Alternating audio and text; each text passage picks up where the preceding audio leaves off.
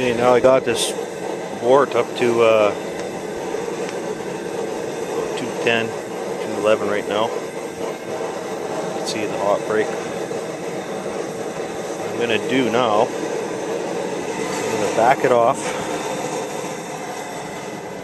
back the heat off. I'm going to throw my hops in there. Now, the reason I do that is because boil overs really suck, and it happens before you even know it.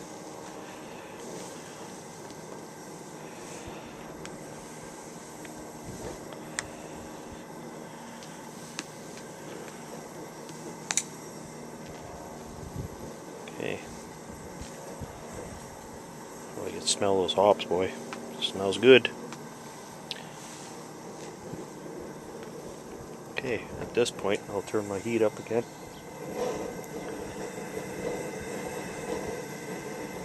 There you go. Bring it back up to a boil. And I'll walk away. Well, I'll check it from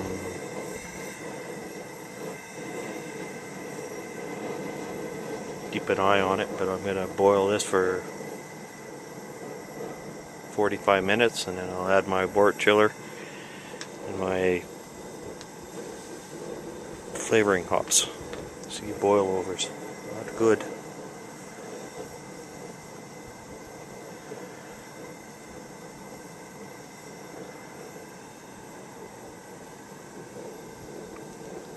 Hey, keep an eye on this. Oops, there you go. There's a boil over. Nasty, sticky stuff.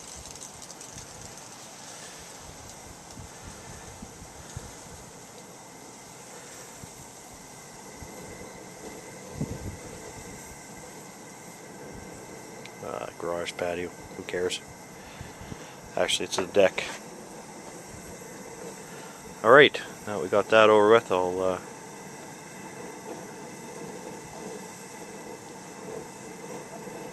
keep an eye on it, and then I'll come out in 45 minutes, add my wort chiller, my hops, my Irish moss, and go from there.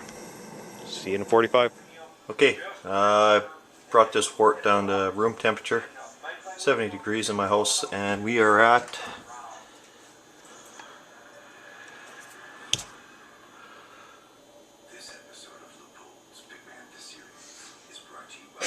1.34, so I went up 4. Okay, now I'm at the last 15 minutes of my boil. So I'm going to add my ½ ounce of Willamette hops and my 2 teaspoons of Irish moss.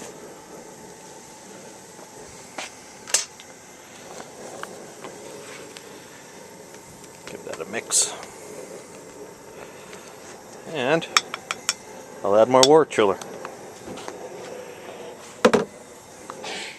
Is this guy here.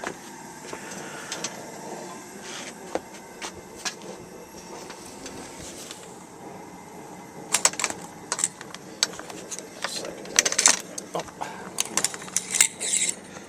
Forgot to take my thermometer out of there. But anyway. So now I'll let that boil for another 15 minutes and then I'll turn the wort chiller on and let it cool to about 70 degrees, transfer it into my primary.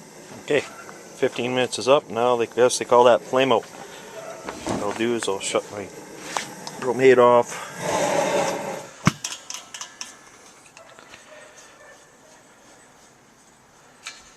Okay, now just turn my wort chiller on.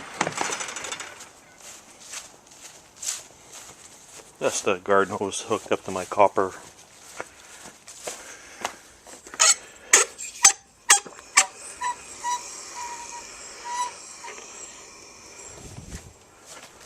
Okay.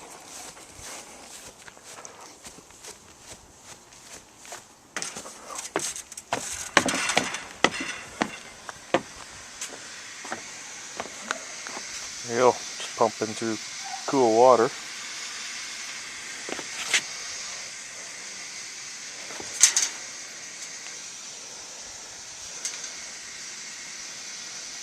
And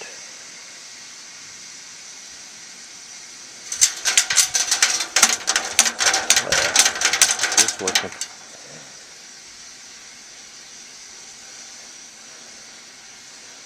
It already brought it down 10 degrees just in that little bit. So I'll leave that alone and come back in 5-10 minutes, and it should be down to 80 degrees, and I'll transfer it into my primary, try to filter out all the hops and stuff, and then go downstairs and aerate it with what they call the wine gasser kind of deal. Right, see that? Okay, wort chiller's been going for about 10 minutes or so, and now temperature's at 86 degrees Fahrenheit.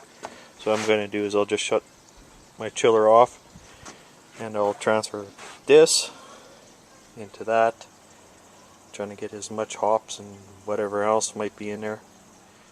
Okay, here's my wort. It's about 5.5 gallons. I didn't quite boil off as much as I usually do for some reason. So now what I'm going to do is just degas it with my electric drill, and this little degasser thing works pretty good. So just have to put it in there for a few minutes just to get stuff going on.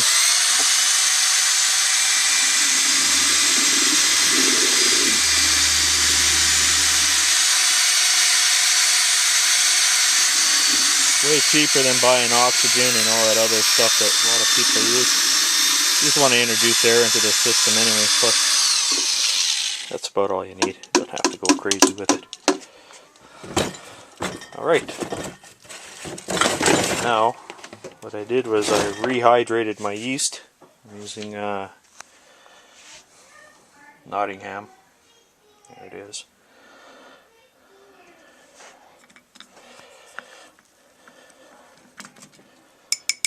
Works pretty good. Now I'll just add it.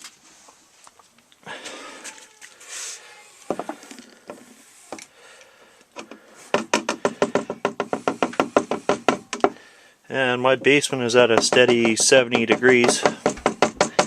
So what I'll do is, I'm not going to put an airlock on this guy. I'll just put a loose piece of tinfoil over top, and then I'll go from there.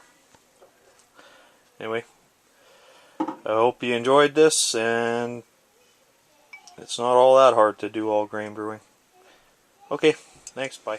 Okay, I forgot to do something. I'm going to take a gravity reading right now.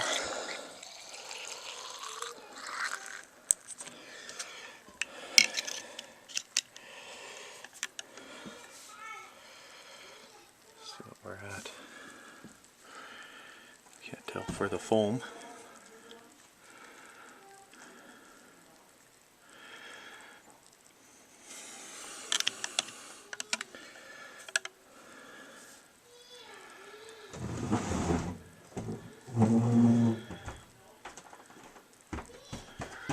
And we are at 1 point.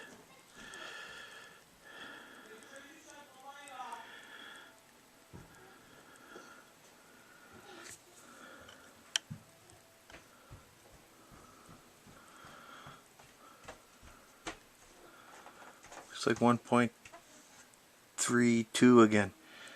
Anyway, I just forgot to add that part to it. Anyway, what I'm going to do is I'll let this sit for a week or so, and then transfer it into my secondary glass and let it sit for a week or so, and force carbonate.